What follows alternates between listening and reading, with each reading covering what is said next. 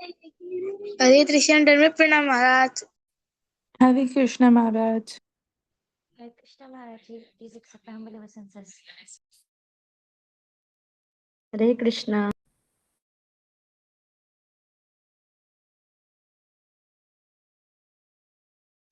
Hare Krishna Maharaj. Maharaj ji, your voice is not coming. Your mic is off. Hare Krishna. Can you hear me now? Yes? Yes, Maharaj. Yes, Maharaj. I was asking, how did your Gita Jayanti celebration go? You had yesterday? No? Yes, Maharaj, some No. devotees had Some celebrated devotees her. had, others Yeah. couldn't, okay. So you Anybody did who... Yes, in Maharaj, sorry. Karachi, you did, in Karachi you had celebration? Yes, Even in Maharaj. Karachi, in Hyderabad, and I think in Sakkar. Shubha Mataji, do you want to share anything? So, yes, she's just nodding her head. So, I think in Sakkar Okay, Maharaj and in Hyderabad and in Karachi. So, these okay, three cities celebrated.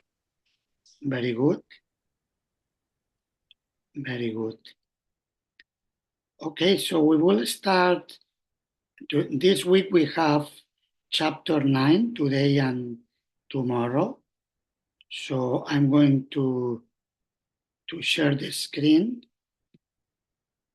Or I will need to be empowered to share the screen.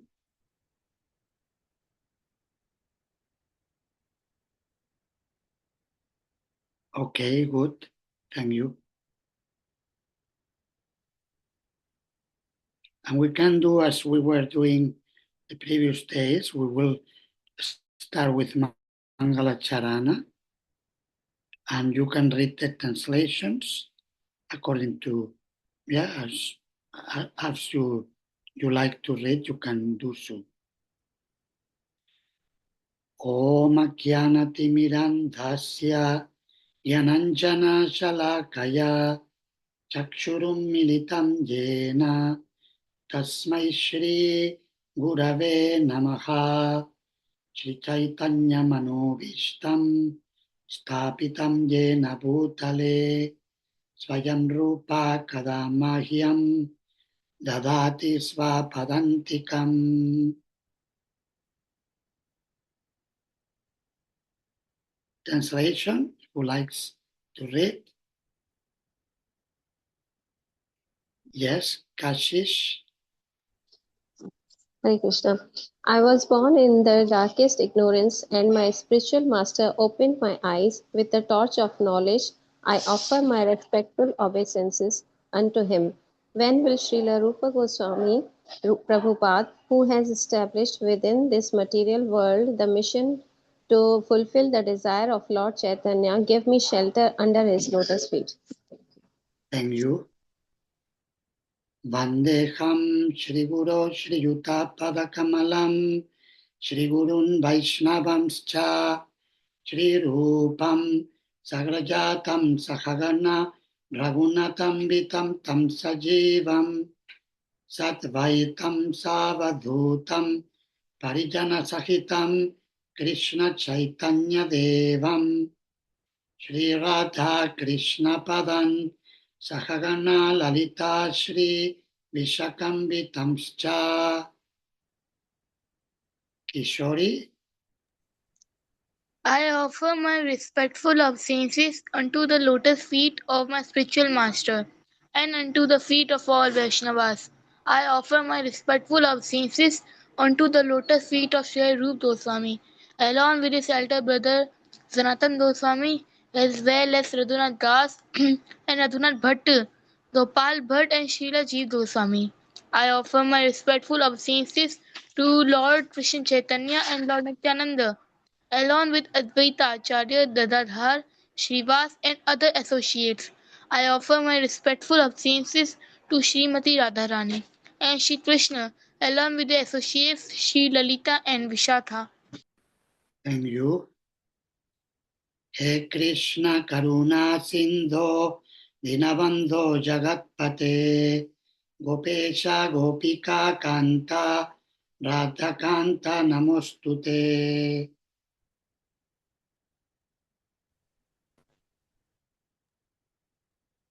Next, please. Oh, my dear Krishna, you are the friend of the distressed and the source of creation.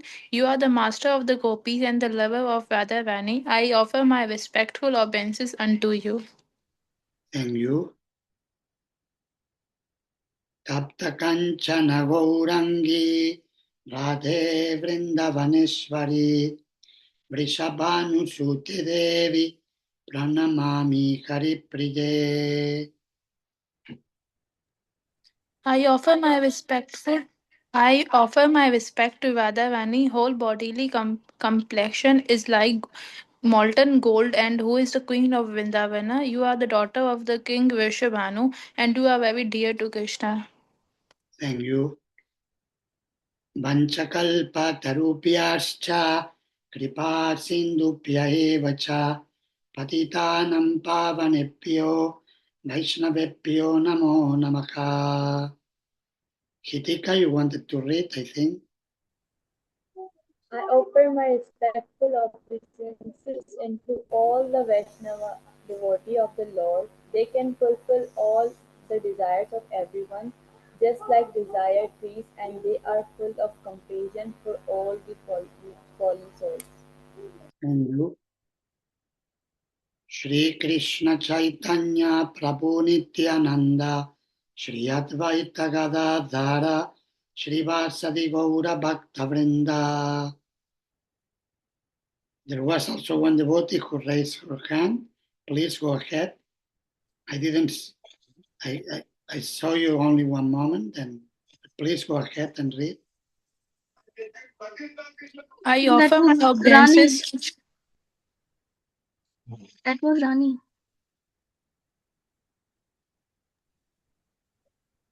For my obeisance to Sri Krishna Chaitanya, Prabhu Nityananda, Sri Advaita Gadadhara, Srivas, and all others in the line of devotion. Thank you.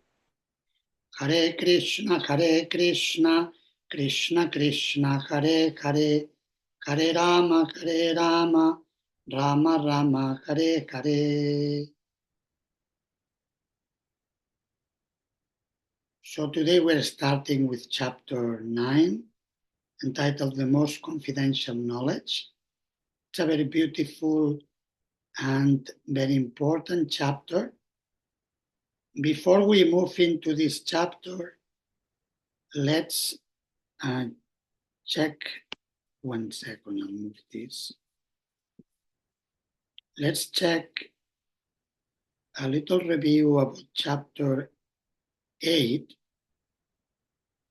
These are the questions you have in your student's handbook. So you can use your notes if you need, but we are reviewing. Who can remember the English meaning of the phrase Mam Anusmara Yudhyacha from text 7 of chapter 8? Kashish? Maharaji, it's always remember me, and at the same time, do your duty. Very good. Yes. In the case of Arjuna, will be remember me and fight, like Yudhya refers to fighting. But each of us has our own fights in terms of we have to endeavor and to do our best. Like if you are in the university and you are studying, you have to do your struggle to do well, to give quality time, attention, do your homework in order to be able to succeed in your studies. So yes, remember Krishna and in the same time, do your own fight, your own duties, your own services. Very good, thank you. Give the English meanings of the phrases Ananya Cheta Antasya Hamsulabha from verse 14 in chapter 8 Kishori. Maharaj, the word Ananyachita means that without deviation of the mind, and Tasyam Sulabha means I am very easy to achieve for them. Very good, thank you. Yes, so Krishna becomes easily accessible if we give our full attention to him without distracting our focus to other mundane things. And then Krishna, he's very happy to reciprocate with us and to reveal himself into our hearts and in our lives. Text, question 13 in the book, give the English meaning of the word Dukkalayam, verse 15. Hipika? Days of miseries. Mhm. Yes, it's good you raise your hand because some are raising the hand. You're welcome to contribute, but it's good. What did you say? What did you say? I didn't get what you said. I gave the answer, so I can't see the raised hand. So Okay, good. You didn't see the raised hands. Okay, that's fine. So you gave, which answer did you give? place of miseries. Good, thank you. Good answer. Yeah, so the material world is a place of suffering where there are many problems, and, and, and therefore we are encouraged to connect to Krishna and the spiritual world, and to prepare ourselves in this life so that in the end of our lives we can go back home, back to Godhead. And the last question about the duration in years of the different ages and of a kalpa. Barka? Hare Krishna Maharaj. Satyug is of 17 lakh 28,000 years. Treta is of 12 lakh 96,000 years. Dwapar Yug was 8 lakh 64,000 and Kali Yug is of 4 lakh 32,000. Very good, thank you. And what's the total of a kalpa? What will be, if you put them all together, becomes the duration. Kalpa is 1 day of Lord Brahma. So the 4 ages together equal the duration of a kalpa. I did not calculate it. Anyone has that amount? Maharaji, is it 311 trillions and 40 billions Earth years? That's the lifespan of Okay. Lord Brahma. So you gave the answer to number 15 so that's correct for number 15. But 1 kalpa is 1 day of Brahma. 4.32 billion? 4.32 Yes. billion? Yes. Yes. Yes. 4,320,000. Yes. Good. Thank you. Okay, so we will move now to chapter 9. Yes, Krishna Priya. Hare Krishna Maharaj. Maharaj, before moving to chapter 9, I have some questions. So can I ask, please? Yes, you can ask if you have questions from chapter For 8. Yes, from chapter 8. Okay, yes. Please go ahead, yes. Maharaj, first, my question is from text 8 purport. And in that, Prabhupada is mentioning that yoga practice is meditation on the super soul within.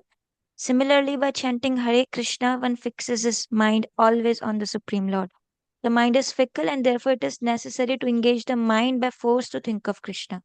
So I have a confusion here regarding the term meditation or and one fixes his mind. So what is the difference between these? Because if somebody is like meditating, so he's also engaging his mind and body.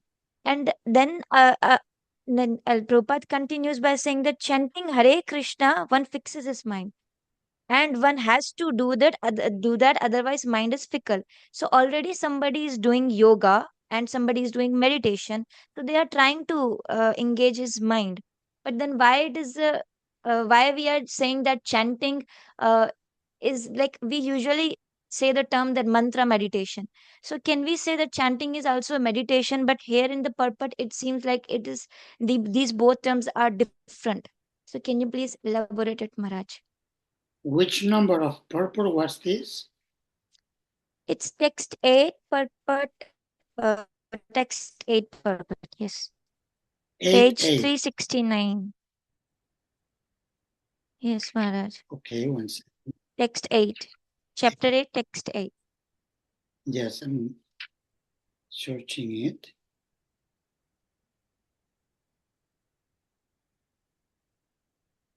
It's in the middle of the last para of the purport. Mm-hmm. So the devotee can constantly think of the object of worship, Supreme Lord, in any of his features, Narayana, Krishna, Rama, etc., by chanting Hare Krishna. This practice will purify him, and at the end of his life, due to his constant chanting, he will be transferred to the kingdom of God.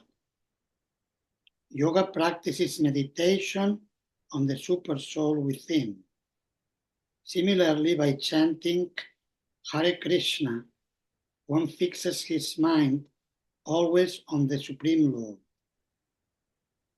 The mind is fickle, and therefore it is necessary to engage the mind by force to think of Krishna.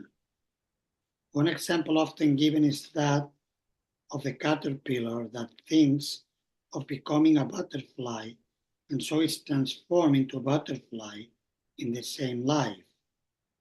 Similarly, if we constantly think of Krishna, it is certain that at the end of our lives, we shall have the same bodily constitution as Krishna.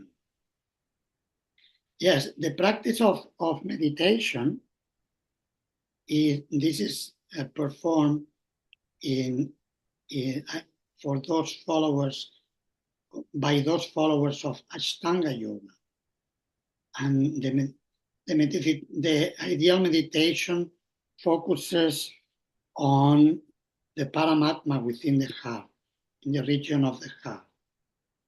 So Srila Prabhupada compares mantra meditation. You mentioned mantra meditation. So the chanting, sometimes we use the term mantra meditation for chanting japa. And we could say, okay, why mantra meditation and not meditation on the Paramatma? This could be one of the questions, right? So My question is the difference between the word meditation, or is there any difference between the word meditation or just fixing his mind? Prabhupada used the term. So is there any difference between these two words? Because by chanting or by just meditating, we are focusing our mind, or we are trying to engage our mind in something. So this is my question, Maharaj, that is there any difference between these two terms? Can we say that chanting is also a meditation? we can say yes. And in fact, we use many times when presenting the chanting as mantra meditation. Sometimes the people say, do you people practice meditation? And many times we answer with our method of meditation is mantra meditation, because it is recommended for the present age, for the age of Kali. It is the most recommended process for self-realization. But then regarding the difference between the meditation and fixing the mind, the difference maybe or can be, we can say, the difference is that meditation, it's a term usually employed for the practice of sitting and, and, and purposely practicing, fixing, focusing the mind on Krishna. But the concept of fixing the mind on Krishna can be in any condition. So when we practice the chanting of the holy name, we are focusing on Krishna, we're practicing, and then this brings us to the point of, there is a fly coming into the camera. Mm-hmm. So this focuses, this brings us to the point of being able to fix our mind on Krishna in a natural way. But actually, when the mind becomes fixed on Krishna in a natural way, is when we develop our bhakti in the greatest potential. So when we develop love for Krishna, then it becomes very natural to fixing the mind of Krishna. It is not anymore a practice, but it is a natural flow, like we find Srimati Kunti Devi in her prayers says that my Lord, let that my mind, my heart goes to you as the Ganges river flows into the sea. So that's the prayer of the pure devotees, that I love you so much that I naturally think of you and fix my mind on you. It happens in this world. In this world, it happens when, like if there is a young couple, they are preparing for marriage and so on. So naturally, they will focus the mind on each other in a natural way. No, it is not artificial, but because there is a natural attraction and affection, then the mind flows in a natural way. So we are looking for that level of Krishna consciousness, that we will fix our hearts on Krishna out of the love we feel for him. Good? Okay, thank you, Maharaj. Maharaj, I have another question from the text 21's purport, and here it is mentioned that it is in the just last para of the purport 21 text, that Prabhupada says that when one attains to it, like the kingdom of the God, he never returns to the material world. So I have a question here regarding with the Guru Paramparas. Like we have heard that when disciples, if somebody is taking initiation and when disciples falls down, but his guru left the world or he has just departed from the world, he usually comes again to this material world to lift up that fallen jiva or the fallen disciple again. So I have a question from this point, that Krishna, Prabhupada says here that the one who attains Krishna's abode never returns. So why then pure devotees, usually the guru, they do come again in this material for their disciples.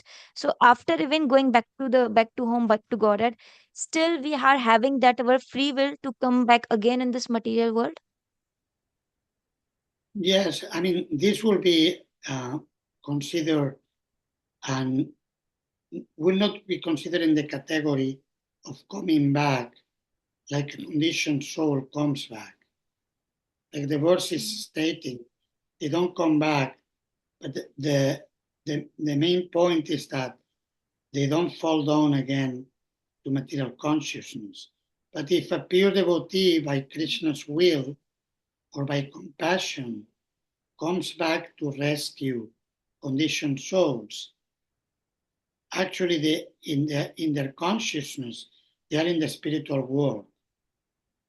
So if they come, but they are not really involved.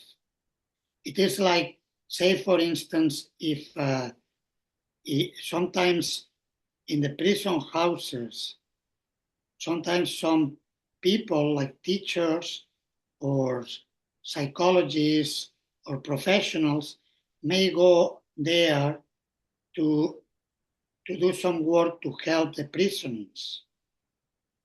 Isn't it? Sometimes they go for educational purposes, for religious purposes. They may go to give them courage and spiritual knowledge so that they can reform themselves. So we shouldn't consider that the person who enters the prison house with such a professional portfolio that that person is a prisoner. That person is not a prisoner. It's actually just entered to do good to the prisoners. So it should be considered in that category. Of course, the spiritual master also sometimes doesn't have to come personally, may send also a representative. So there are different ways of working to rescue conditioned souls.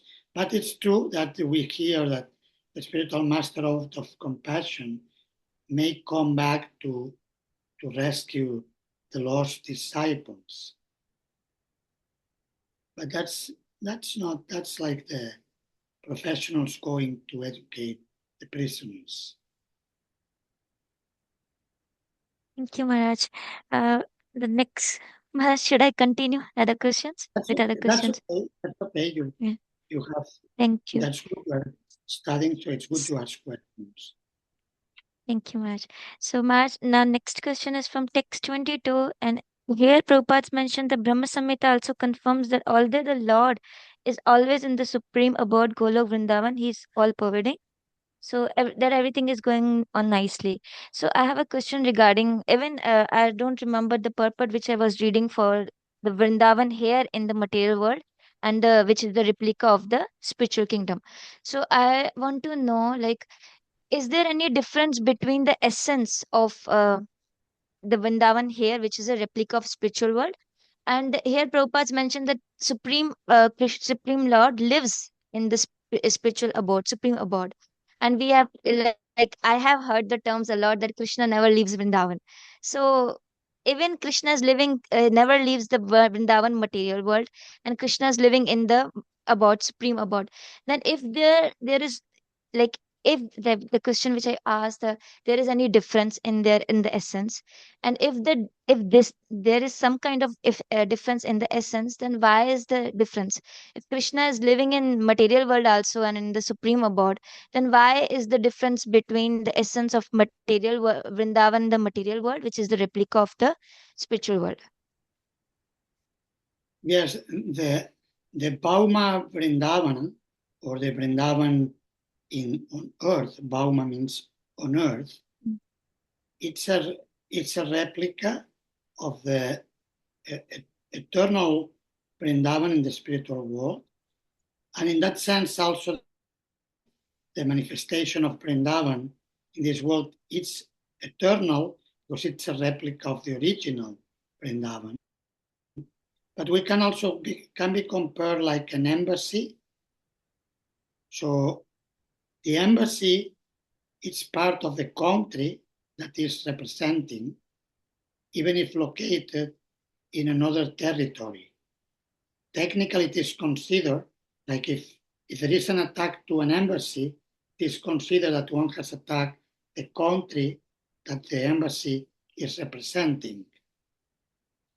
So Krishna manifests his abode, eternal abode in this world to give accessibility for the conditioned souls who are willing to approach him so that we have access to eternal Vrindavan in the spiritual world. So there is no difference in the sense that it's a replica of the original Vrindavan. And the difference that can be, that in the same time can be underlined is that the Bhauma Vrindavan can be mistaken by the ordinary people. Because many times when we go to Vrindavan, we see, but we see this is just land, and we see trees and the river Yamuna. No, they throw so much pollution from the factories in New Delhi into the river. So sometimes, of course, during Krishna's times, also like 5,000 years ago, also the Kaliya serpent also poisoned the waters of the Yamuna River. So in that sense, we can see some parallels that are there. So the Bhauma Vrindavan is meant to help us to enter in this abode mentioned in this verse 22, that when we go back, we don't return to the material world. And Vrindavan is particularly, the Bhauma Vrindavan is non different from Krishna, because Krishna manifests his pastimes there, and even though the pastimes may be in a prakata form, like unmanifested, so unless we are liberated souls, we're not able to see the pastimes. But we can visit the holy places where Krishna performs his pastimes by listening and also by associating with the pure devotees who go there. Then we can imbibe the spirit of pure love for Krishna that exists in his eternal abode, Vrindavan. So can we come to that conclusion, Maharaj? Like, there is no difference, but there is some difference. Like the material conditioned soul should not be mistaken for the glorification of that Bhuma Vrindavan, and also it help us to how to attain that eternal abode, the original Yes, Vrindavan, right? yes, Okay, yes. thank you, Maharaj. Last question from the last text, Maharaj, of chapter 8. Uh, Here, Prabhupada says the beauty of Krishna consciousness, however, is that by one stroke, by engaging in devotional service, one can surpass all the rituals of different orders of life. And before this line, Prabhupada is mentioning about that Varnashram dharma. So I have a question. I have a confusion, Maharaj, here that if just with the one stroke, with the one stroke of devotional service, we can surpass these orders of life. Then why in that like initial purport Prabhupada is saying that it is a perfection, it like it will make our life perfect. Or even in some places, in one of I think his book I have read that Prabhupada says that varnashrama it reduces our attachments and it help us to increase or make advancement in Krishna consciousness. But here it seems like that Krishna consciousness is totally, uh, not totally, but is it's like absolutely it is transcendental from Varnashram dharma. So I have a confusion that why then we are comparing it if it helps Krishna consciousness to make it helps us to make advancement in Krishna consciousness. But at the same time, Prabhupada is saying that with just Krishna consciousness of one stroke, we can surpass all the orders of life. So I have a confusion in this. Yes, it is not either or. Like Varnashrama is useful for gradual advancement and education in Brahminical culture or Vedic culture, and the essence of Vedic culture is Krishna consciousness. So Varnashrama can gradually elevate the person to the level of Krishna consciousness. But then in the same time, if somebody becomes Krishna consciousness, automatically has achieved all the uh, all the attainments that can be achieved by practicing Varnashram. So it's included. It's like if somebody can take the elevator to go to, say, there is a big building with 20 stories or whatever. So one takes the elevator and goes to the 20th floor. So this is the direct process of Bhakti Yoga. And then all the other processes, including Varna Ashrama, are like going floor by floor. We can walk up the stairs. We will reach ultimately the last floor, but it's like the elevator is that's pure Bhakti Yoga. We go faster.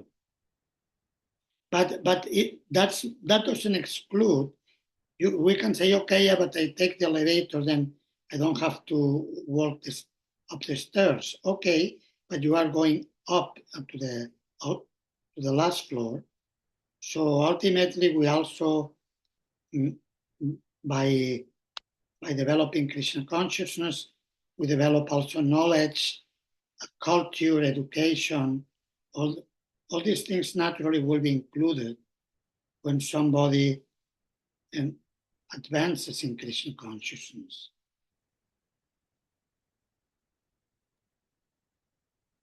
Thank you so much, Maharaj. Thank you so much. Hare Krishna.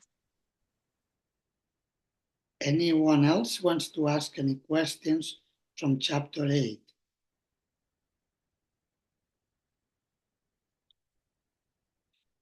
Yes, there was a hand that went down. Prana Kumari was the name. I didn't see the name very clearly.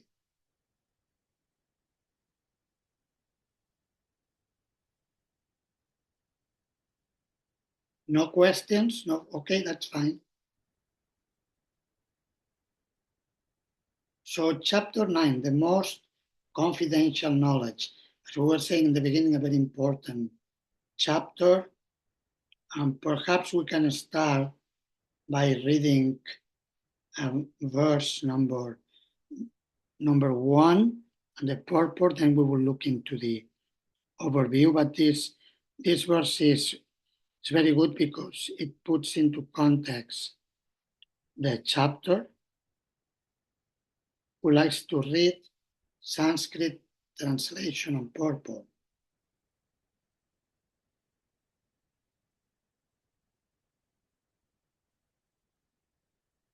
Anyone likes to read?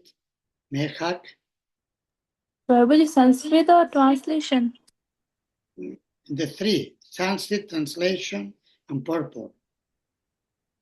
I can't read the Sanskrit one. Okay, maybe Kishori can read the Sanskrit and you can read the translation. श्रीभगवानुवाच इदं तु ते लुयतमं प्रवक्ष्य मे अनुसूयवे ध्यानं विज्ञानसाहित्यं यद्यात्वमुच्यते सुभात्. And you? Translation. No. The Supreme Personality of Godhead said, My dear Arjuna, because you are never envious of me, I shall impart to you this most confidential knowledge and realization, knowing which you shall be relied of miseries of material existence. Purport, please. Yes, please read the purport. As a devotee hears more and more about the Supreme Lord, he became enlightened. This hearing process is recommended in the Srimad Bhagavatam. The message of the Supreme Personality of Godhead are full of potencies, and these potencies can be realized if topics regarding the Supreme Godhead are discussed among devotees. This can be achieved by the association of the mental speculators or academic scholars, for it is realized knowledge The devotees are constantly engaged in the Supreme Lord's service. The Lord understands the mentality and sincerity of the particular living entity who is engaged in Krishna consciousness and give him the intelligence to understand the science of the Krishna in the association of devotees. Discussion of the Krishna is very potent, and if a fortunate person has such association and tries to assimilate the knowledge, then he will surely make advancement towards spiritual realization.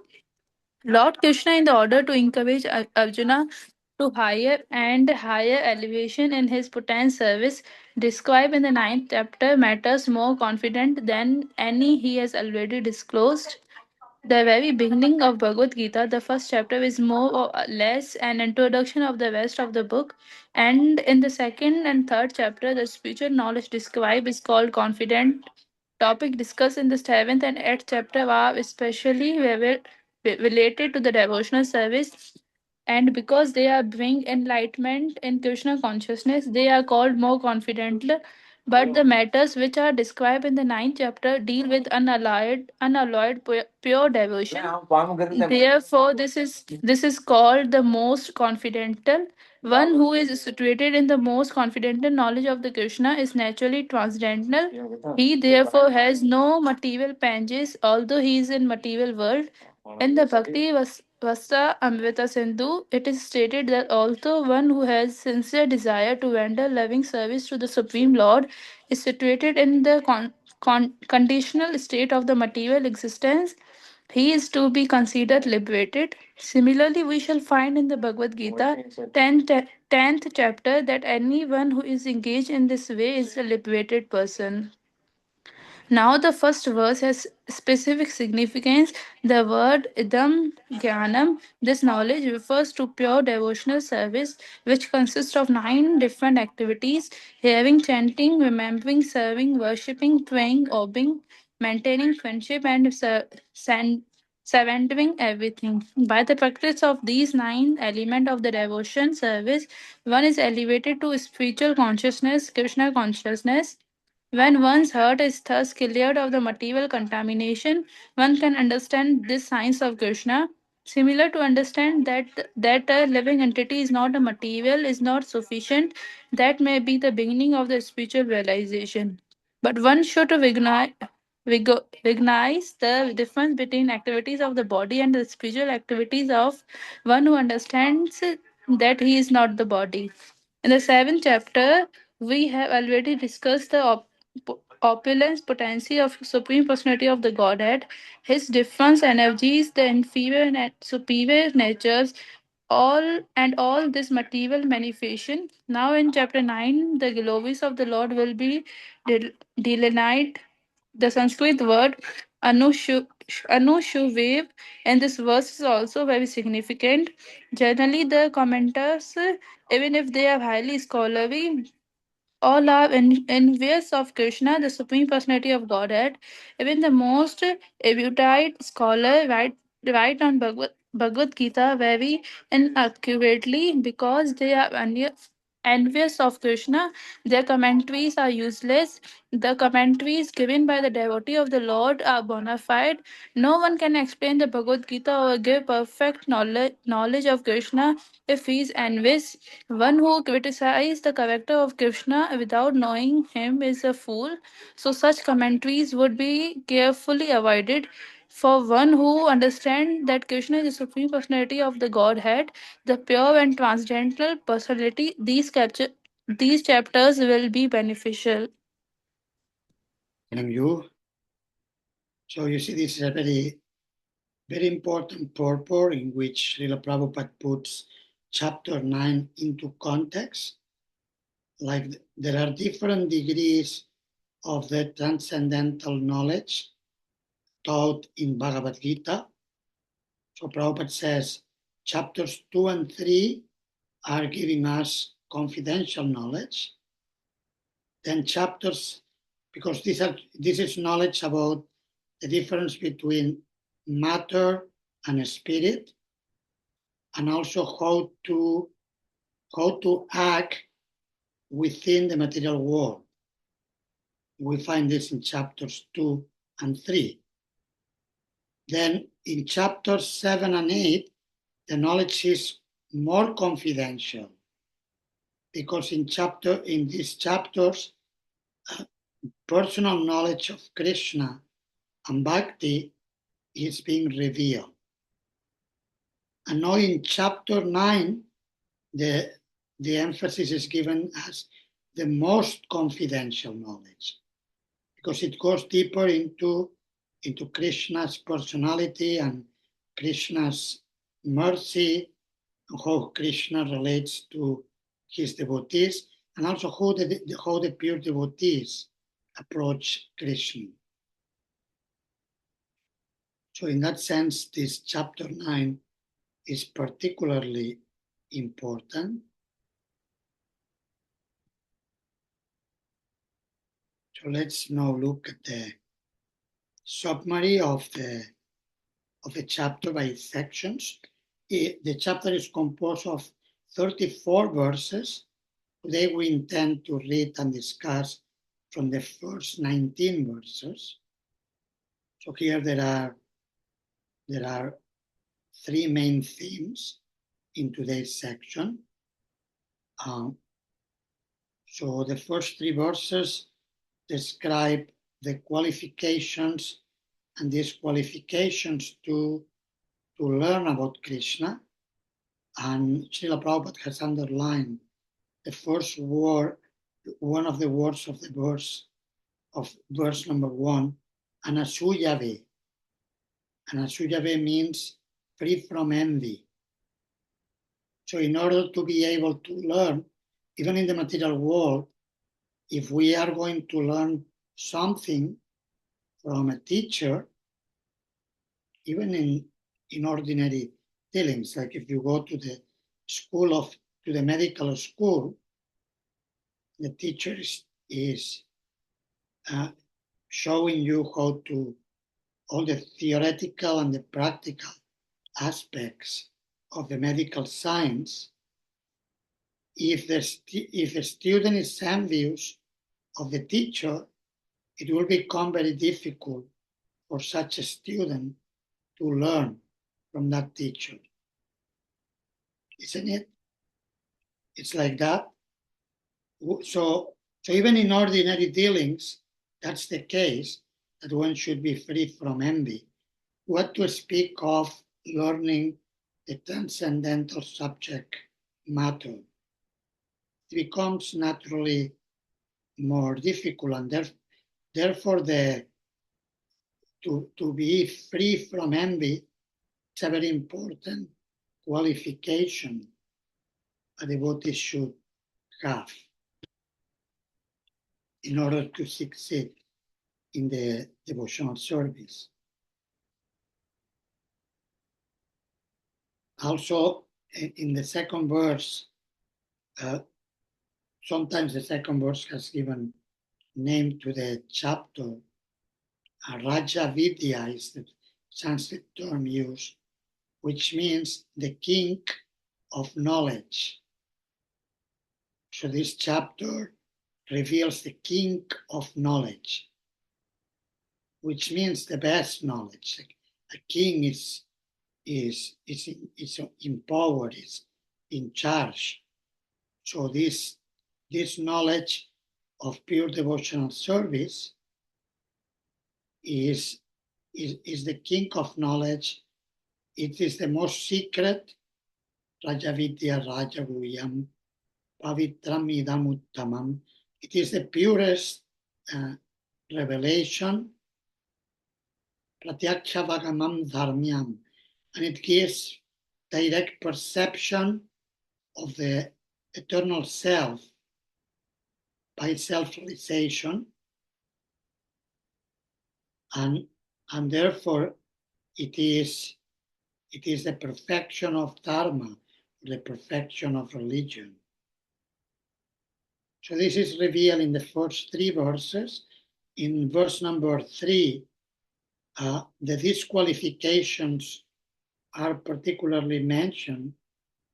And Krishna says that those who are not faithful in the process of devotional service cannot approach me but they are bound to come back again and again to the material world and to continue experiencing the dualities and the sufferings of this world of birth and death. Then the second section from verses 4 through 10,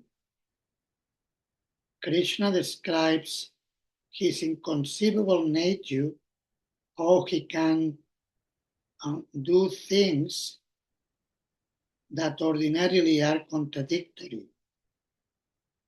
Krishna can be present in each and every atom of the material universe, and in the same time, he is beyond this material world. So this is described.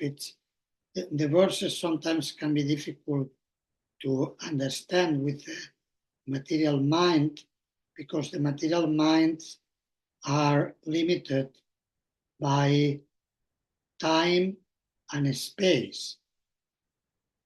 And Krishna, he is unlimited. He is not bound nor by time nor by space. And this is revealed in this section, how Krishna, he's in charge of everything, and he's sustaining everything, and in the same time he's beyond this material world. And the term used by Krishna is Yogam Aishvaryam. This is his mystical potency. Then verses 11 through 19 compare devotees, those great souls who take shelter of Krishna, with those who do not accept Krishna nor worship him, who consider him an ordinary person. And different types of worshippers are mentioned, like worship of demigods also, and also impersonalists or monists, those who follow the philosophy that we are God, that concept that worship themselves as if they were God. So the difference is revealed in this section. And then tomorrow we will do verses 20 through 34, which again, there is a comparison between devotees, and in this section particularly, it is compared to demigod worshippers. So that comparison is developed further. In chapter 7 also we learn about the misunderstandings of demigod worshippers. So that was explained in chapter 7, and here Krishna again speaks about it for further clarity. There are some parallels between chapter 7 and chapter 9. In chapter 9, Krishna goes deeper into the process of bhakti. And in the last section of the chapter, from verses 27 through 34, Krishna reveals how the process of surrender to Krishna will give perfection to anyone and everyone who will approach him. And even if a person has difficulties on the path, Krishna will help that person. And finally, that person will come out successful. So this is like a summary of the main themes in the chapter. Let's now do the reading by sections. So we can read the translations for verses 1, 2, and 3. We read 1, but we can read it again, which is very important. And this way we see it in the context.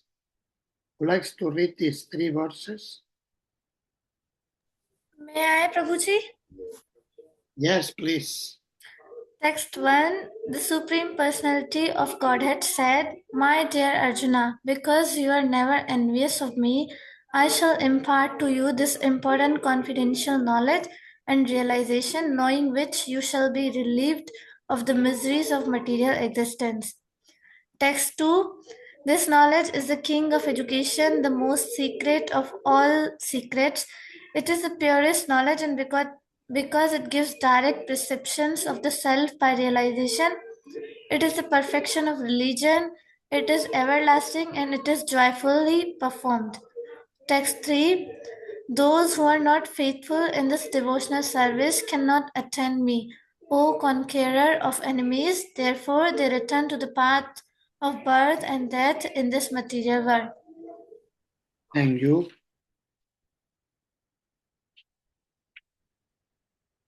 Did you do the reading of this section? I'm asking in general to all of you. Yes, No, Maharaj. you did. Some of you did. Okay, some of you did, some others didn't manage to do it.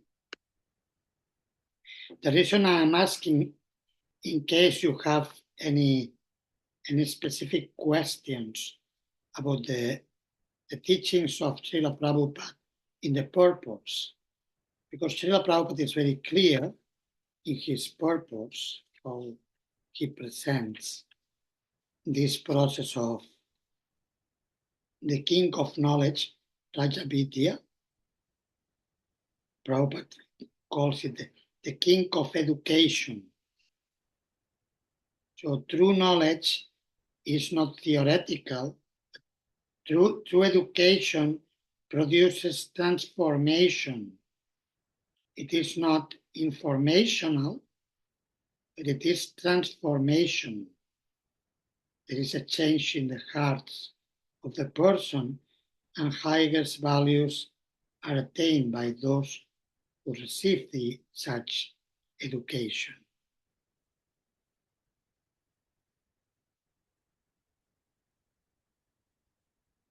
Srila Prabhupada writes that the king of all confidential knowledge culminates in devotional service.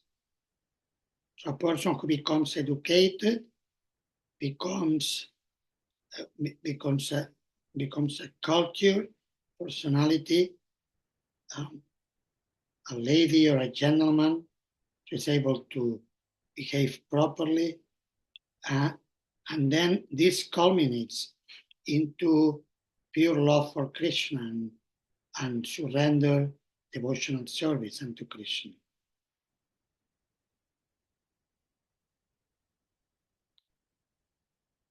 Srila Prabhupada compares such transcendental confidential knowledge with the present ideals of people who give priority to the bodily concept of life.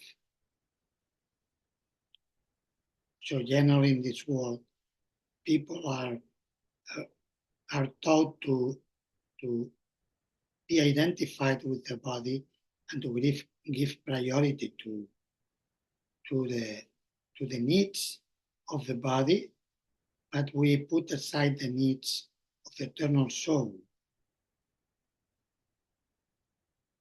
But this Rajavidya, this king of knowledge, brings us to the point of engaging ourselves in the eternal activities of the soul by connecting with Krishna in pure devotional service.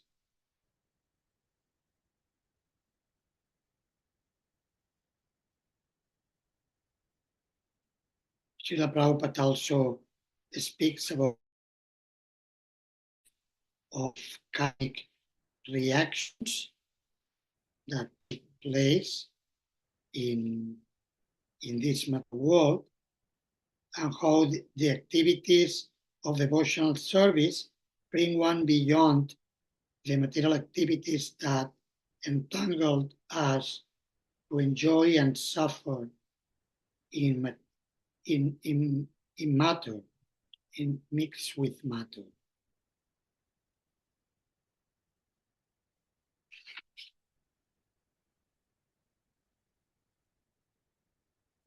Any questions about these first three verses? Choba?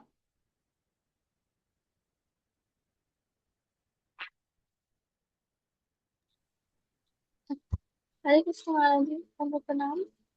Maharaji, in the first text, purport 9.1, there is a last paragraph. The word Sanskrit Anusuyave in this verse is also very significant. Can you please elaborate this line? What Sri Prabhupada want to say here? Why he indicating this word Anusuyave?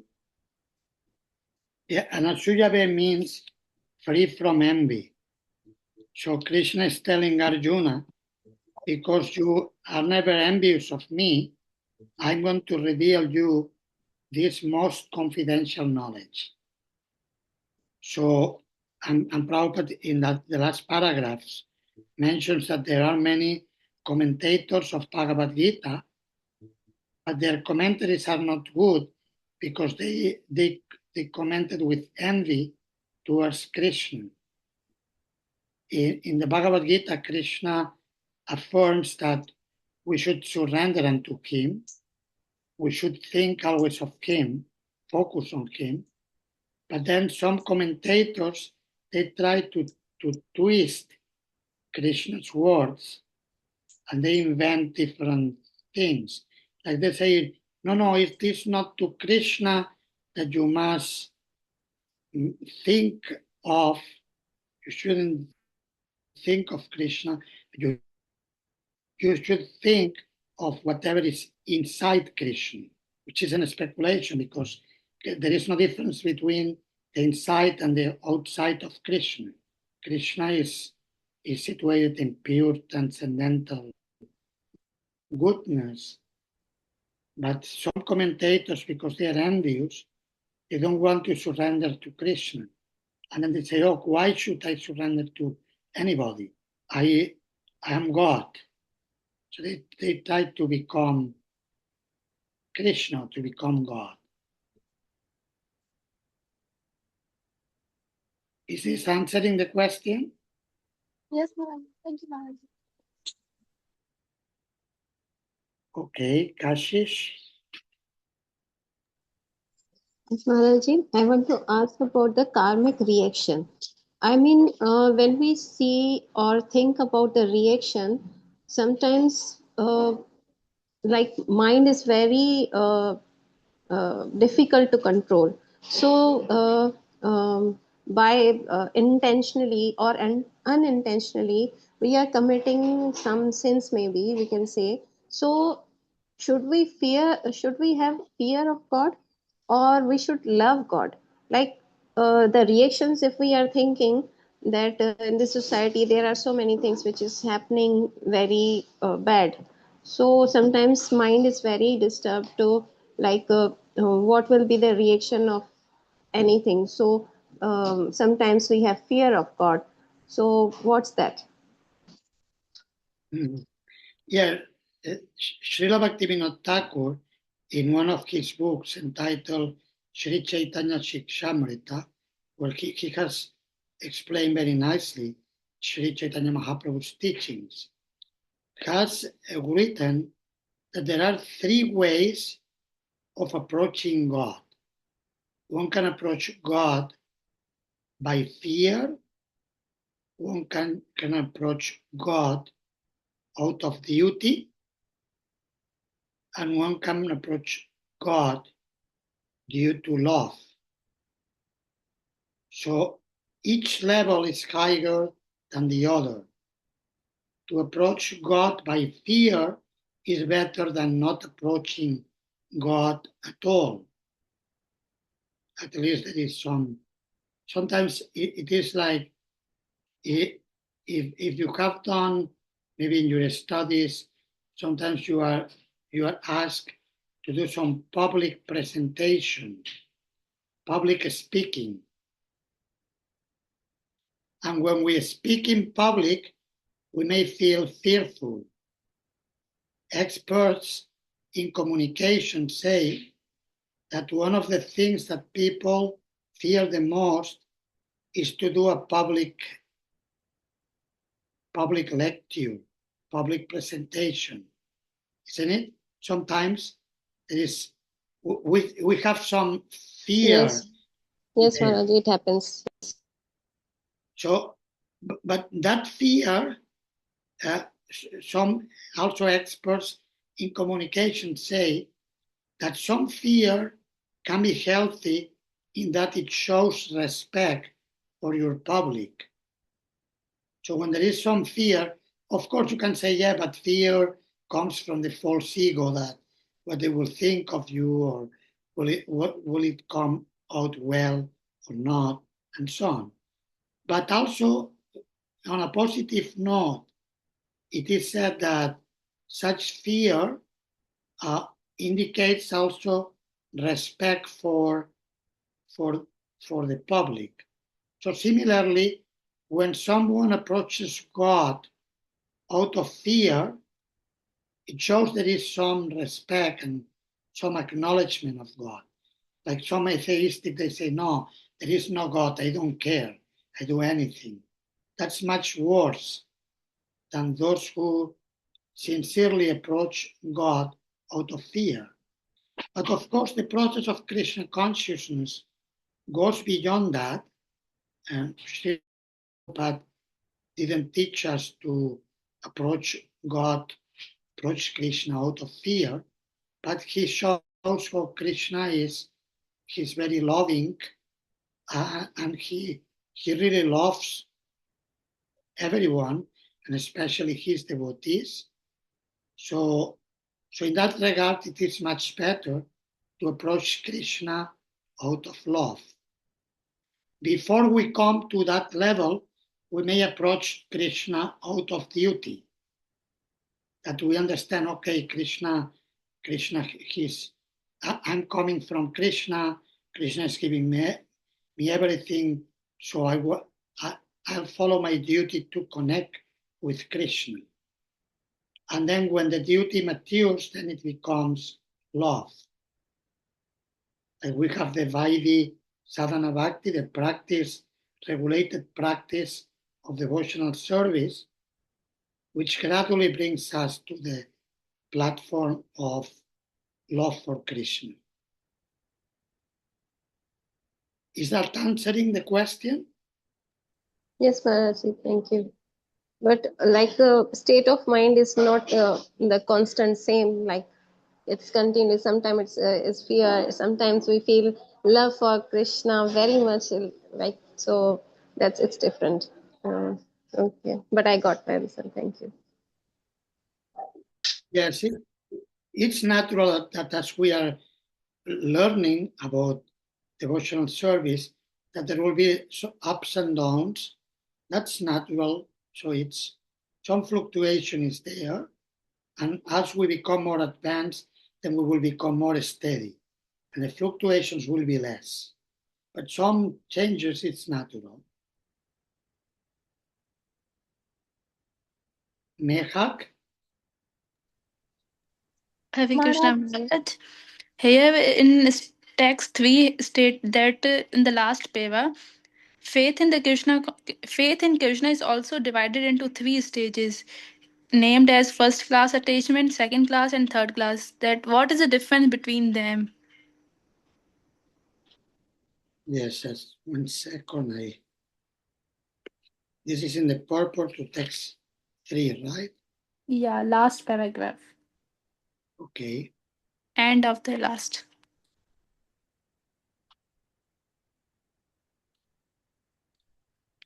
Yes, yes, usually says, like third class, Prabhupada is quoting from 11th canto of Srimad Bhagavatam, and there are some verses that describing each level of devotee. So third class will be a material vision of Krishna. So it says that the third class devotees who have such third class faith are, they see Krishna in the temple or in the place of worship, like for Christians will be the church, for Muslims will be the mosque, for devotees will be the temple, or Krishna Bhaktas will be the temple, and so on.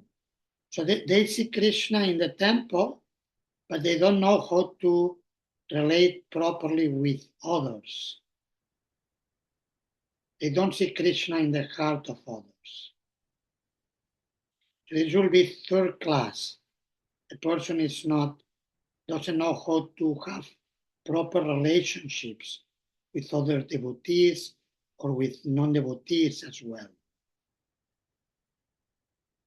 Second class faith implies that the devotee will be able to cultivate love for Krishna, to make friendship with devotees, to be compassionate towards innocent people who are non-devotees, and to avoid those people who are envious.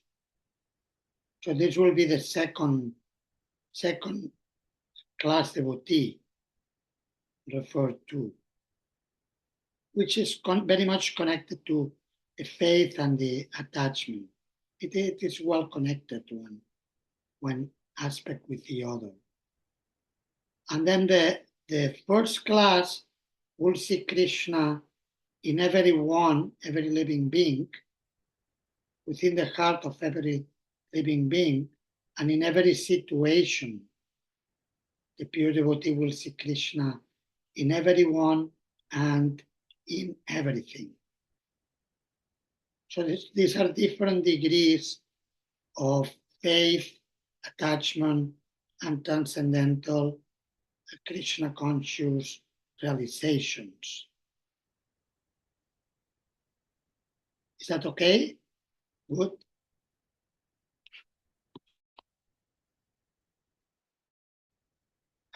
Krishna Priya?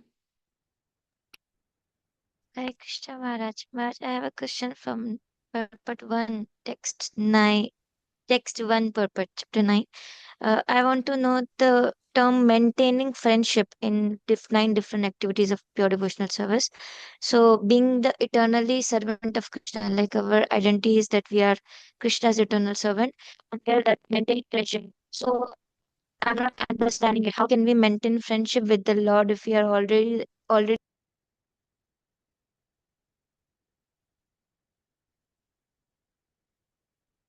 In what cut, I think there may be a connection problem.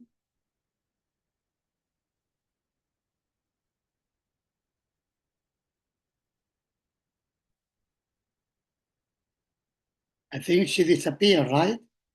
From the Yes, connection. maybe she has connection internet problem.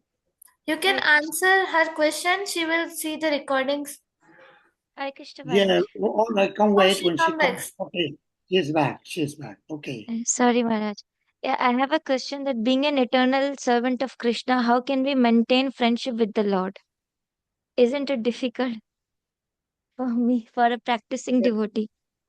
This is not something that can be artificially imitated, but in some devotees come to the point to see Krishna as a dear friend, and they can speak to Krishna in a more.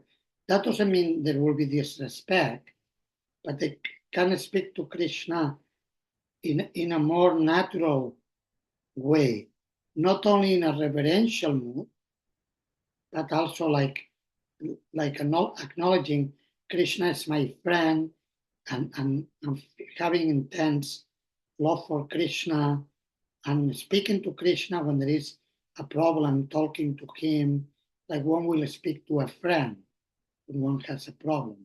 But this cannot be artificially imitated, but it can develop naturally as a devotee becomes more advanced. Generally, the last two processes, making friendship and surrendering everything unto Krishna, are connected to the spontaneous devotional service, when the devotee has spontaneous attachment for Krishna. So it can develop in due course of time, but of course it depends on each devotee. Some devotees may feel more natural in a reverential mood, but other devotees um, they expand their service to the level of more intimacy with Krishna.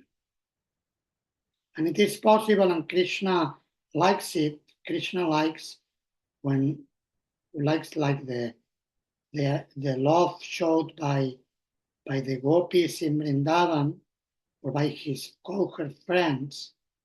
He likes that more than the prayers by those who chant Vedic mantras, because the love of the gopis and of the cohort boys is more intimate, more personal. And Krishna likes more like that. Thank you, Maharaji. It's like, for instance, sometimes a judge who is working in the court is receiving great respect from all the people. They call him your lordship and like that. But he enjoys more when he goes home and his child, if he has little children, and the children play with him, he likes that more. Sometimes a child may touch his face like this and like do different things that nobody will dare to do in the court. It will be an offense. But he gets more pleasure from playing with his little child than from all the reverential respect he gets in the court. So Krishna also is like that. He likes personal exchange with his pure devotees. Okay, let's now go to the verses 4 through 10. Who likes to read? One of the boys?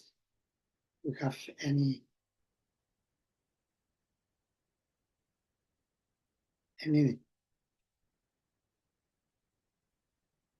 Sure. Please open your microphone, Prabhu.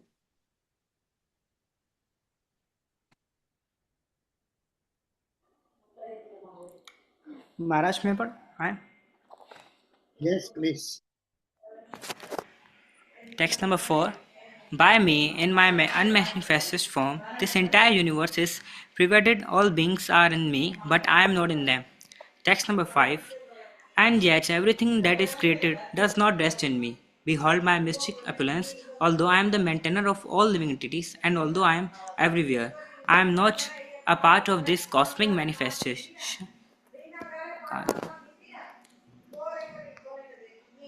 For myself is the very source of creation. Text number 6. Understand that is as the mighty wind blowing everywhere, rest always in the sky. All created beings rest in me. Text number 7. O son of Kunti, at the end of millennium, all material manifestations enter into my nature, and at the beginning of another millennium, by my potency, I create them again. Text number 8. The whole cosmic order is under me. Under my will, it is automatically manifested again and again, and under my will, it is annihilated at the end. Text number 9. O Dhananjay, all this work cannot bind me. I am ever detached from all these material activities, seated as though neutral. Text number 10. This material nature, which is one of my energies, is working under my direction. O son of Kunti, producing all moving and non moving beings under its rule, this manifestation is created and annihilated again and again. Text number 11. No, 10 was good. Thank you. Thank Okay, so let's go there.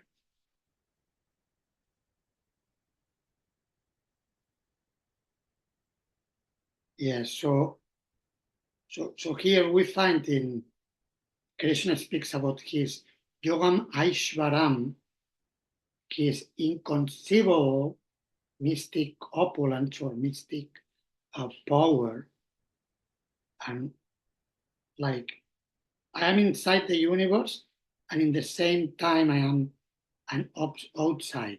Srila Prabhupada gives the analogy of the king and different departments in the government. The chief executive in the government is present, he is in all the departments through his energies, but yet he is in his palace and he's free. He's free, he doesn't have to work hard to maintain each and every department because he has ministers and officers who work for him. So similarly, Krishna, he is beyond his material energies, and in the same time, he is present through his energies in this world. Of course, he's also present as the Paramatma. He's a super soul of every living entity and of the whole universe. And he is sustaining everything.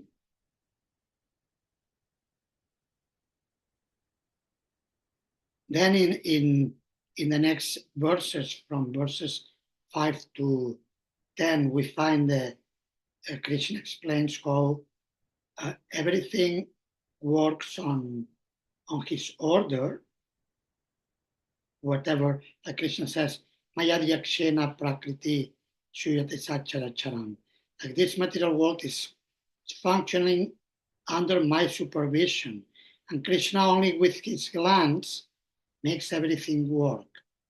Also, there was one devotee, I don't know if I spoke to, I think the first day I spoke to you about him. He was also from Sindhi background, Harinarayan Prabhu. He donated very generously for buying several temples in ISKCON in Spain. And he used to have a company, a business, with different shops.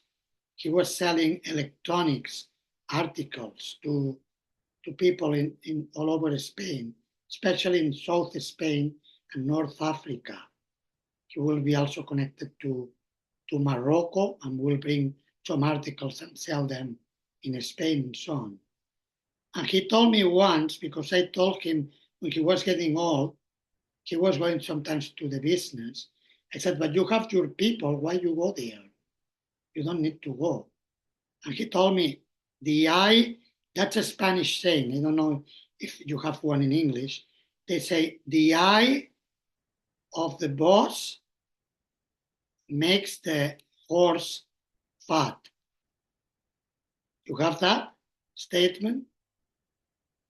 I don't know if there is a Sindhi way of saying it. There must be one. But basically he meant, I don't do anything. I just go and look.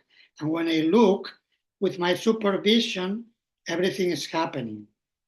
Of course, that's a material example, but this gives us an idea how Krishna, just by looking, he puts all his energies into creation. And in the last two verses, in commenting on this theme, Srila Prabhupada gives the example how Krishna, with his glance, injects the jivas into material nature, and then all the living entities become manifest. But then in the same time, Shastra states that Krishna, he is aloof, he is not directly involved.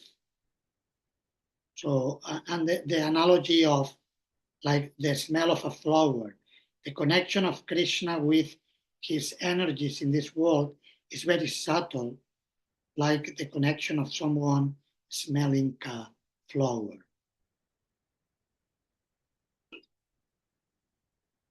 So Krishna shows here his inconceivable potencies.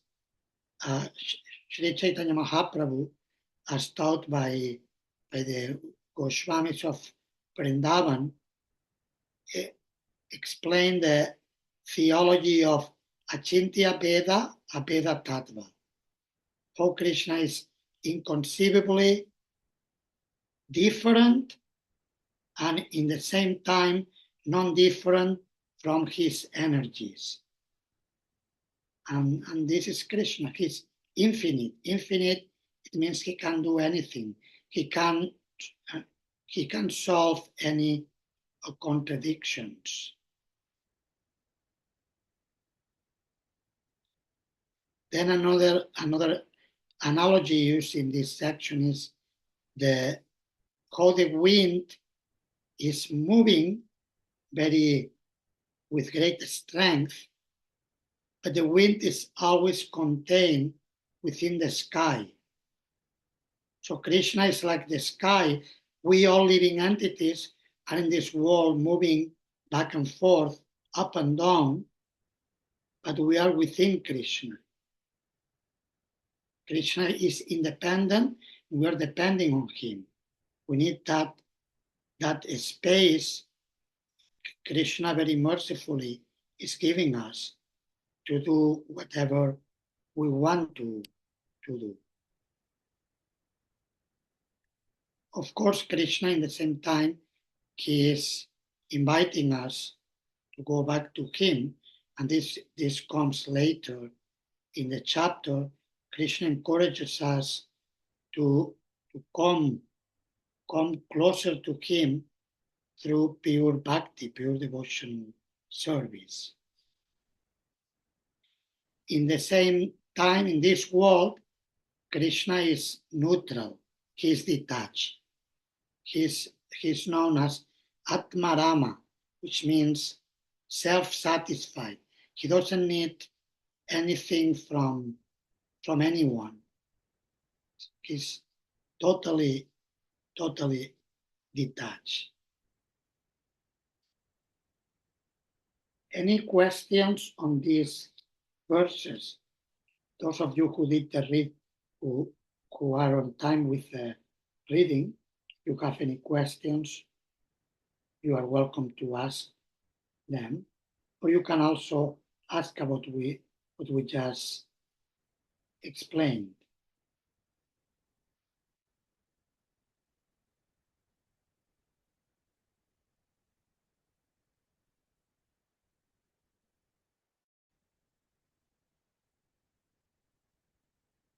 Shobha? Hare Krishna Maharaji.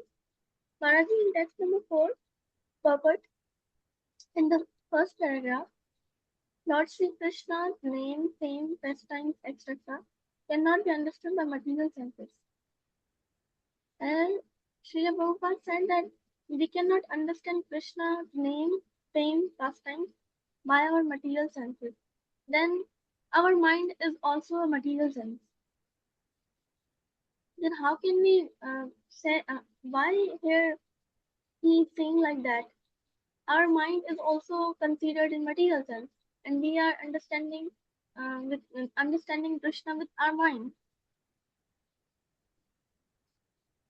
Yes, that's a very good question. Yes, we engage our mind and senses in the service of the Lord. This is called sadhana bhakti. Sadhana bhakti means the practice of devotional service. And in the beginning, we practice with our present identity, because at the moment we are conditioned, we have identified with the material body and therefore with the material mind and senses. So we engage this mind and senses in the service of Krishna, and because Krishna is the supreme pure, so our senses become purified.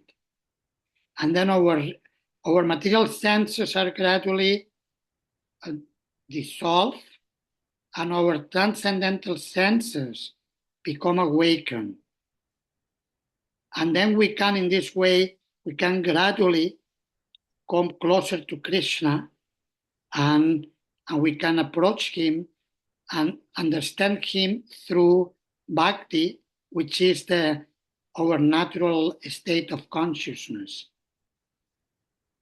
So we engage our present senses, but we don't come to understand Krishna through our present senses, but through our purified senses, which the process of bhakti, Krishna, and the process of devotional service itself, both of them purify us. It means we should first purify our mind, then we should understand. Then we can understand the Krishna's name. We can understand. Yes, Krishna will become revealed to us.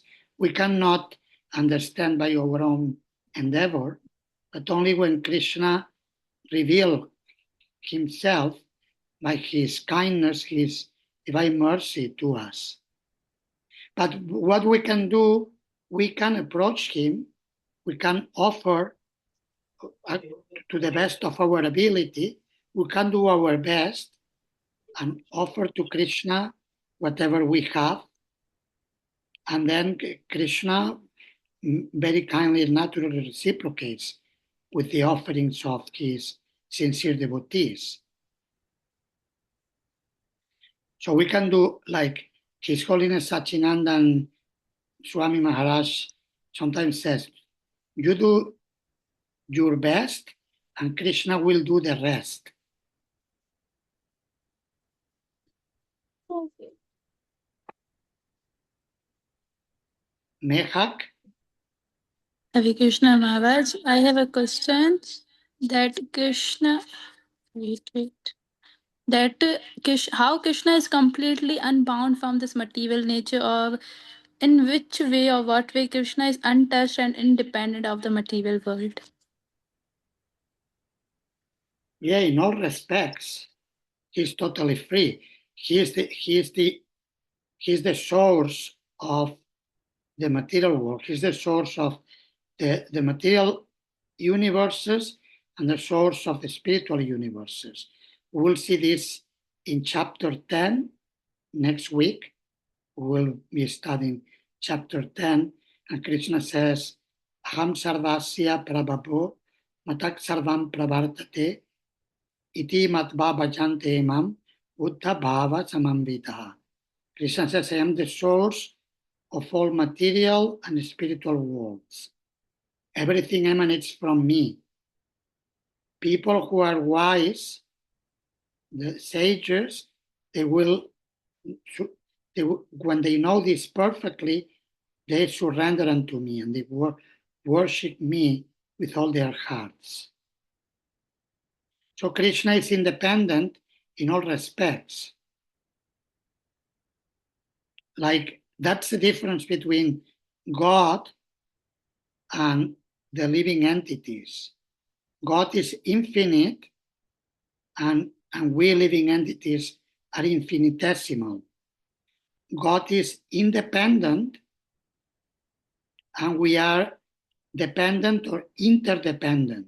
Srimad Bhagavatam states we are interdependent, but all the interdependent beings, we depend on God.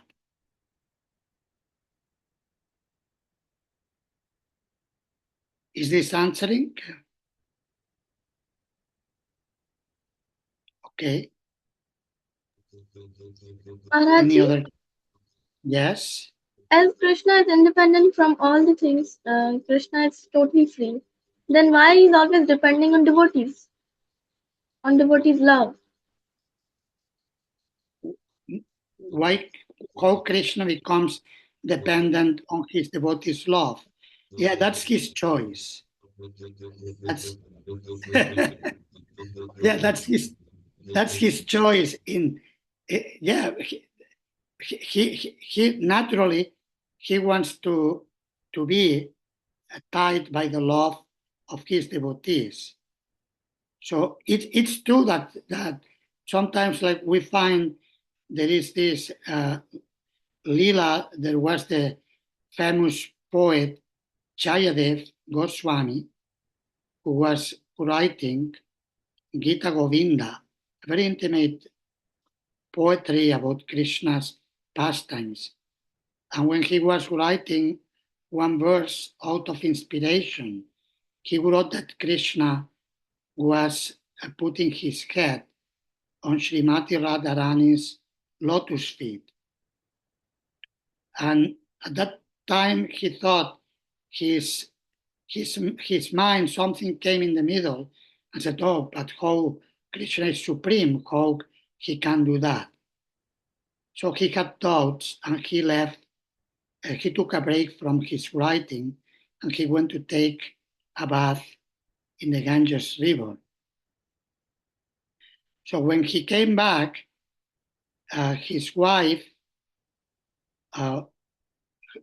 Padmavati, had taken already her meal, and he was somewhat surprised because she will always wait for him before eating. She never will eat before he ate.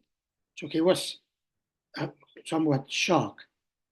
And then he asked her, what happened that you are eating? I didn't come back yet. Or something happened today? And he said, no, you came. You came and I fed you and you wrote something in the book. So when he went to look into the book, he saw that the verse that he was doubting to write had been written. And then Jayadev Goswami told his wife that actually you are more fortunate than I was, because you have fed Krishna with your own hands. Krishna came as Jayadev and completed what he was doubtful about his surrender and love for Srimati Radharani. But ultimately, that's Krishna's Leela. So it's this competition of love between Krishna and his devotees is there, and Krishna likes very much to be controlled by his devotees. But he's choosing to do that. If a devotee thinks, no, Krishna, you are under my control, then it doesn't work.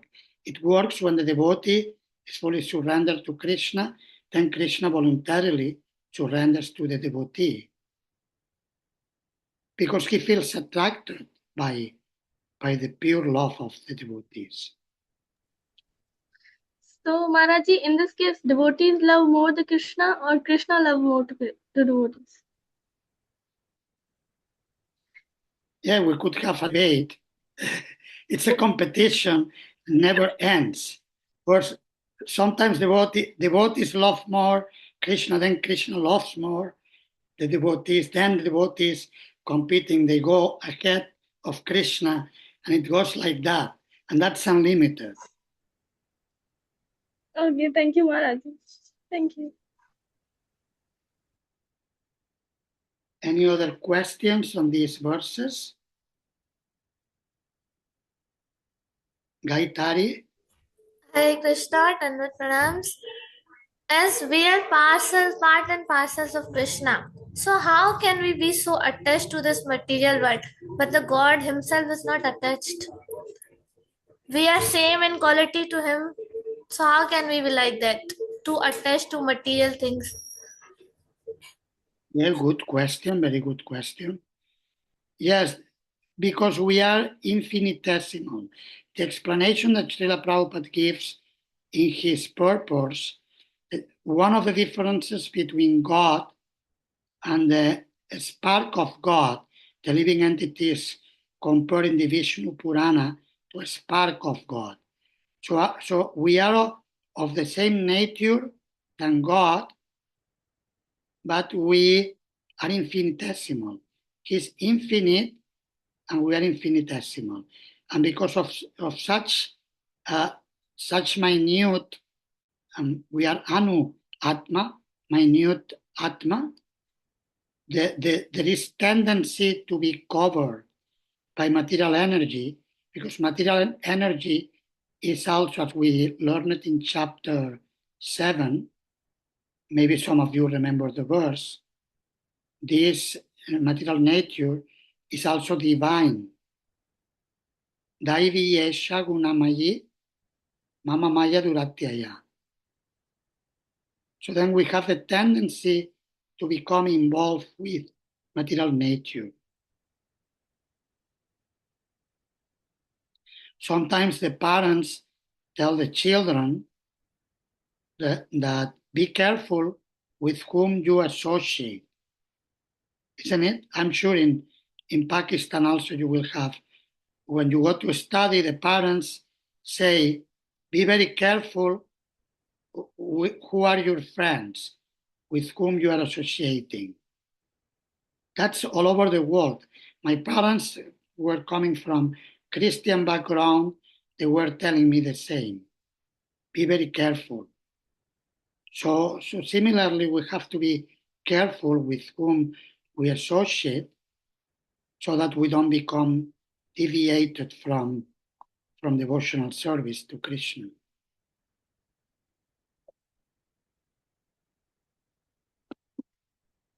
Did this answer the question? Yes, thank you. Any other questions? Let's read the verses. I think we have still 14 minutes.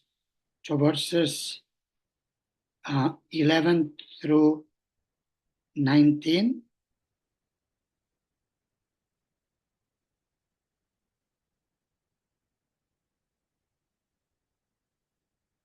Who likes to read? I think Naina had the hand up, so you're welcome to read.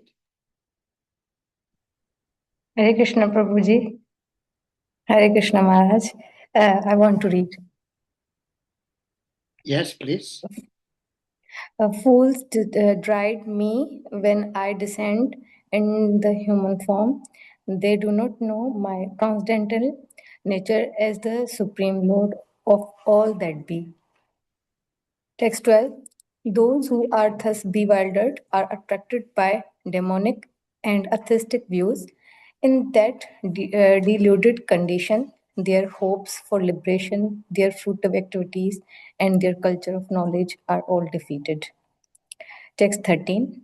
O son of Parth, those who are not deluded, the great souls, are under the protection of divine nature.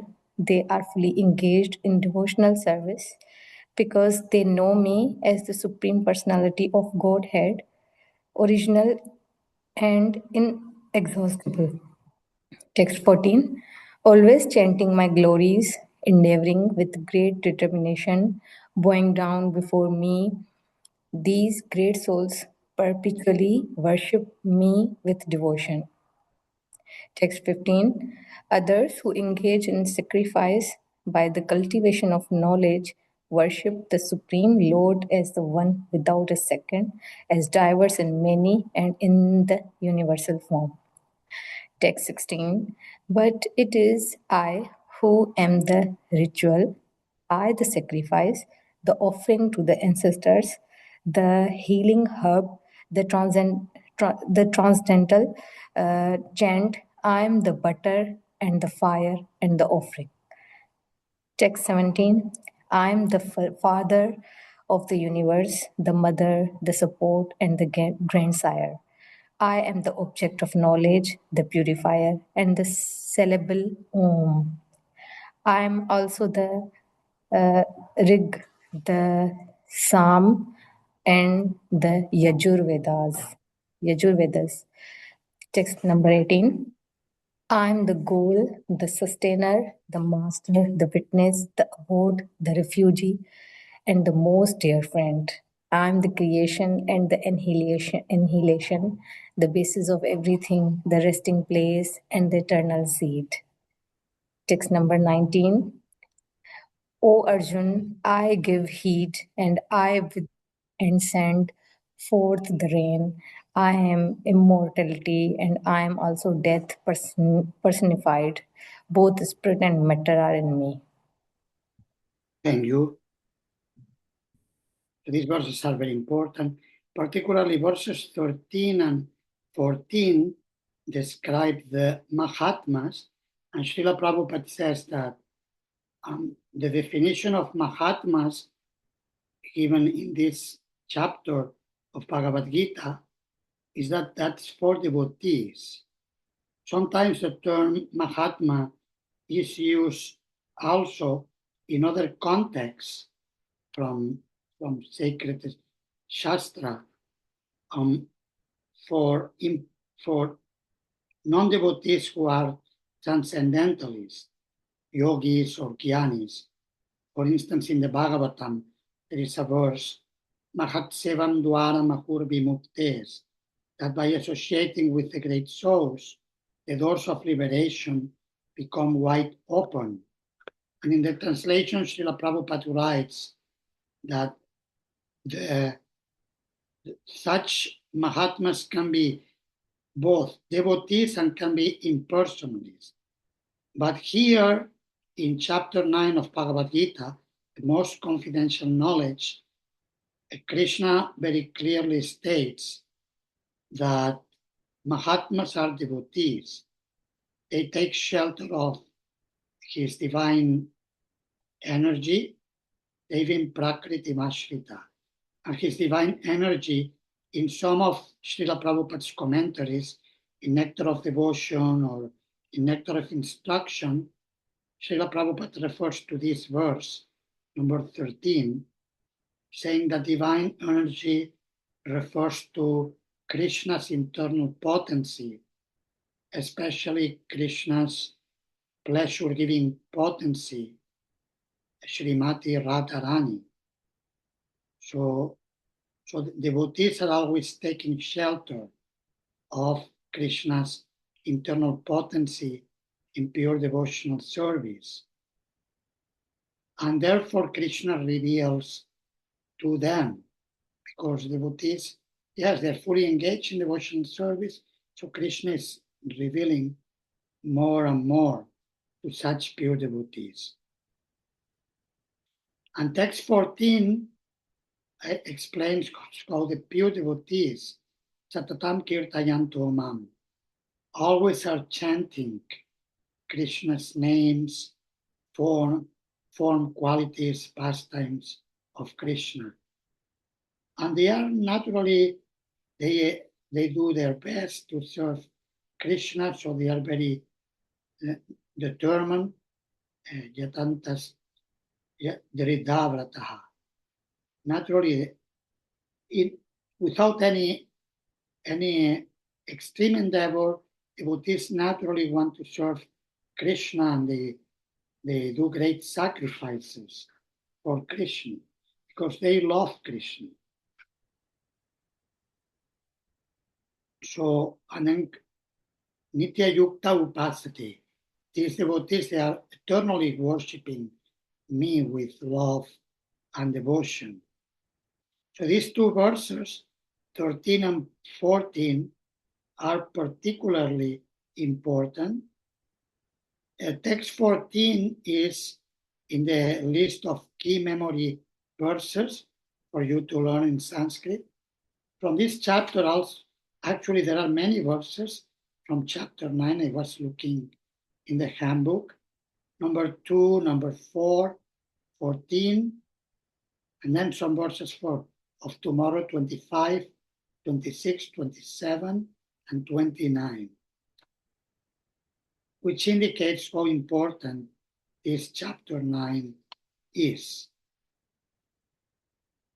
And then in the first two verses of this section, verses 11 and 12, the condition of those who are non-devotees and who are against Krishna or very ignorant of Krishna. And Krishna refers to them as foolish, Muddha. Sometimes Srila Prabhupada will quote this verse, Avajananti Mam Mutta, text 11, Manusintanumashritam, Param Bhavam Ajananto, Mama Bhuta Maheshwaram. So, Mutta means foolish, like a donkey. So, those people who are like donkeys, they deny Krishna. Even if Krishna comes in front of them, they will deny Krishna. We see, like, for instance, in Krishna book, how sometimes Kamsa and other demons, they will criticize Krishna, saying, oh yeah, Krishna, he may have shown some power. He lifted a little pebble named Govardhan, and like that they were criticizing Krishna, but they will not be able to acknowledge Krishna's extraordinary potencies, even though Krishna had shown them, and Krishna manifested incredible powers even as a little child, but they will still, due to envy or to foolishness, deny Krishna.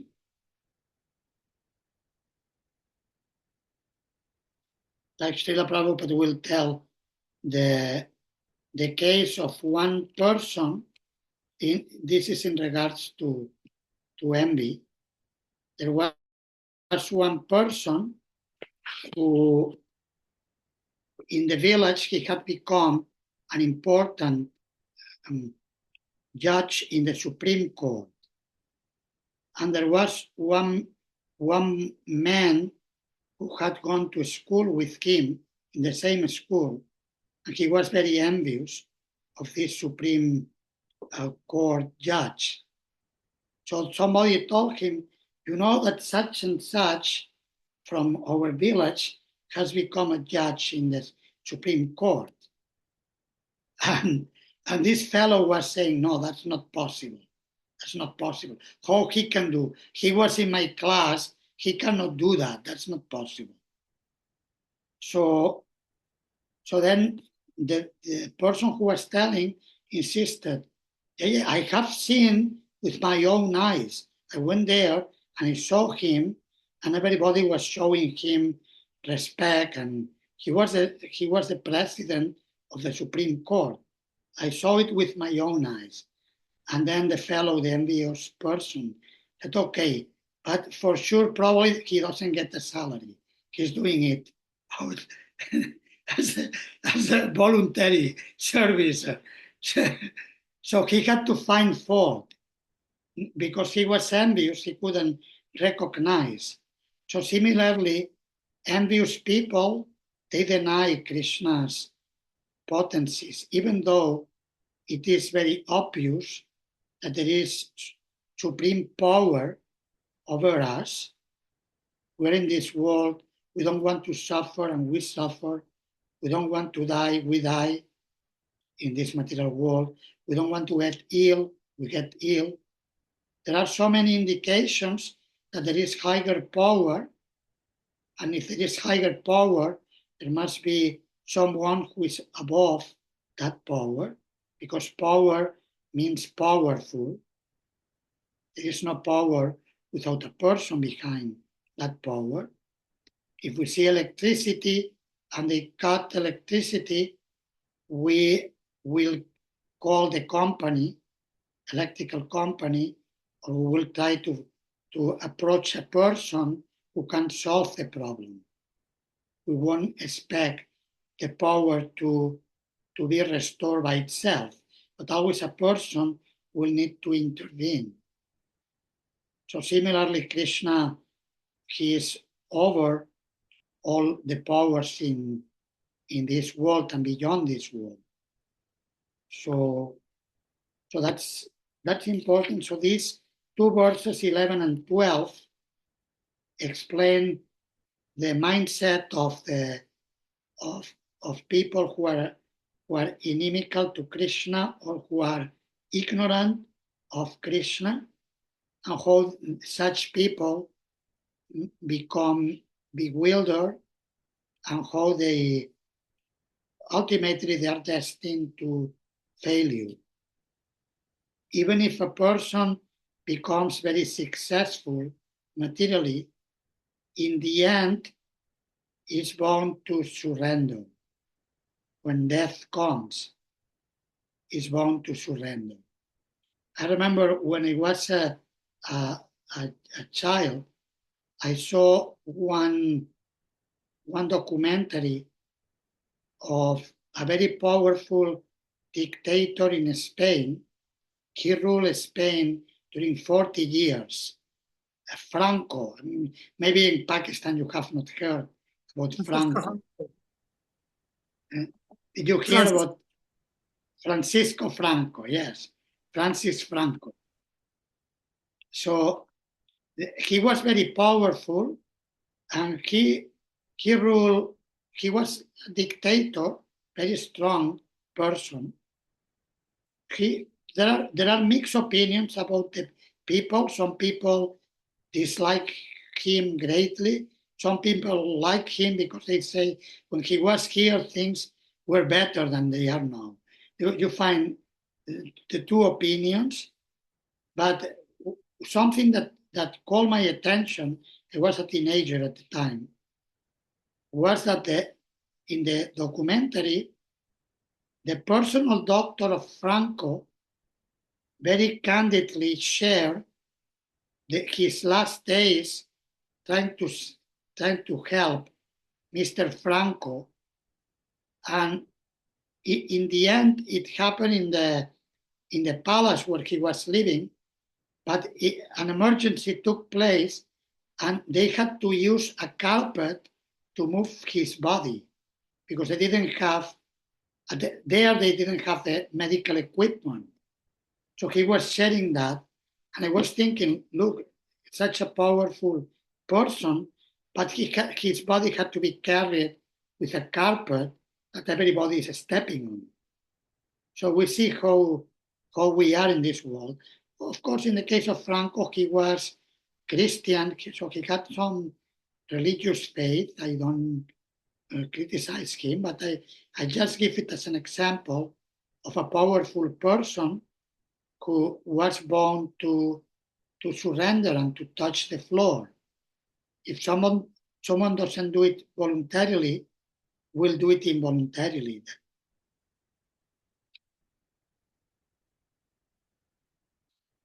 And then I'll share now something on the screen.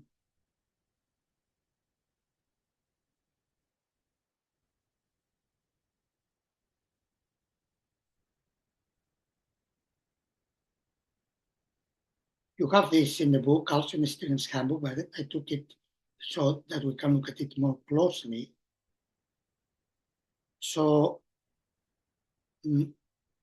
yes, many times, like the monists are impersonalists. They think there is only one soul and that we are that soul.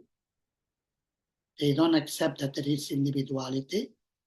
They say individuality is a product of Maya. We say that material individuality is a product of Maya, but we have eternal individuality in connection with Krishna, in devotional service to Krishna. So these different types of people are mentioned in text 15. Maybe I should go to the text, show it to you.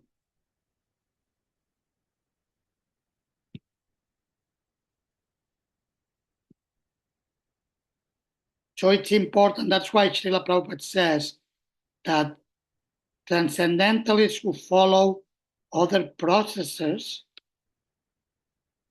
they are not known as Mahatmas. So this is the verse, Ekatvena, Pritatvena, and Vishvato Mukham.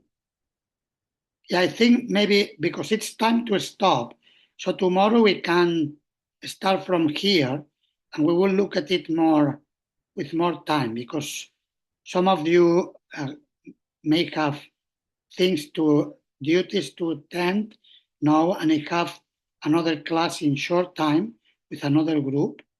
So but tomorrow we will look more carefully to this, and you can prepare for the rest of the chapter from verses 20 to 34. Please do your reading and write your questions so we can discuss them. Maharaj, Shobha has her hand up. Okay. Yes. Maharaji, I want to ask a question which is not related to our course. I want to ask that you told us that your mother was not happy related to your sannyas earlier. But after that, what happened? When you take sannyas, so many years passed, then what happened? She agreed. I mean, she now she passed away some years ago. She left this world, but what she will do when I will go to visit her, sometimes I will go and visit, and then she will, when she wanted me to eat, she will ask me, "Did you offer your food?" Because she wanted me to eat. So she will say, "Did you make the offering?" So that they will eat. So she became like that. And so she didn't become directly devotee, but when she left this world by Krishna's grace, by Srimati Radharani's grace, she had Radha Kund water on her head the last 3 days. So that was Srimati Radharani reciprocated with her because she surrendered 2 of her children, even if involuntarily. So then she came, and it was quite mystical because when they called me, I was in New Brajamandala, they called me, that my sister called me, mother is in the hospital, the doctors say 3 days left, she can leave any moment. So I was going to take the train, and when I was running to take the train, one devotee that I didn't see him for a long time appeared with a big amount of dry tulsi wood and Radhakund water.